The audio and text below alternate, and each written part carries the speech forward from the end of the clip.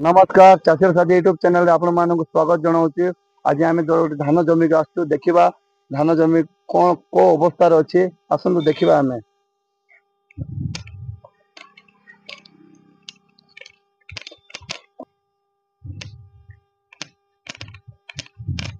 बर्तमान आम धान जमी पहुंची जाइए। देखो आप धान को भी देखा धान बहुत भल होती बर्तमान कौन तो रोग पोक देखा जाऊना। बर्तमान धान मिल्क स्टेज रे अच्छी मिल्क स्टेज रो सुरक्षा भी आम कौन करवा सार बुझा सर धान तो बहुत भल होती विषय कहे कौन कौन कले भल देखो धानटा ब्लैक स्पॉट टिके दुसी कि नहीं देखा ब्लैक स्पॉट टिके देखा तो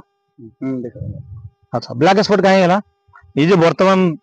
ये देखो धान यहाँ हूँ मिल्क स्टेज आप कहते मिल्क स्टेज यहाँ क्षीर भाया चापी देले क्षीर भाया बाहर तो ये छगड़िया जो डिया पोक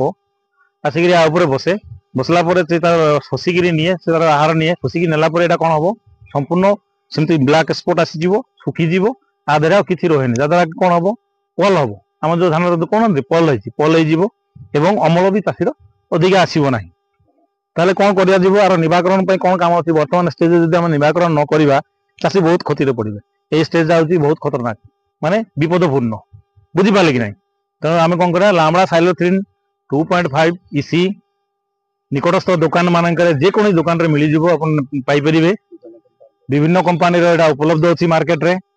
सेटा आणला 15 लिटर टांकी रे 25 रु 30 ml पकईकि हाँ बा जदि देखुं जे अधिका पोक लगी से डोजटा 2-5 ml अधिका बढ़ाई पारे जहाँद्वारा 35 रु 40 भी हो पार बुझिपारे कि 35 रु 40 भी पकईकि स्प्रे करदे ये जो आमर 6 गुड़िया डिया पोक रु रक्षा पाई अन्य उड़ा पोक भी आसी बसबनी जहाँद्वारा कि धान पोक दाउरू रक्षा पाई धान रक्षा पाइला कौन हृष्टपुष्ट हम दाना ओजनदार हम चाषी तार अमल अधिका लाभ पाइपर बुझिपारे कि ना यही हूँ मुख्य निराकरण यही स्टेजटा बहुत गुरुत्वपूर्ण तेणु आम लामड़ा साइलोथ्रिन जोटा कहे आपणकर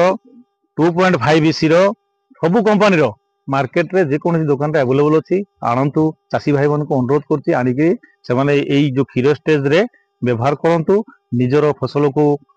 संपूर्ण रूपे सुरक्षित रखंतु एवं अधिकारु अधिका अमल पाई निजे खुशी अनुभव करंतु।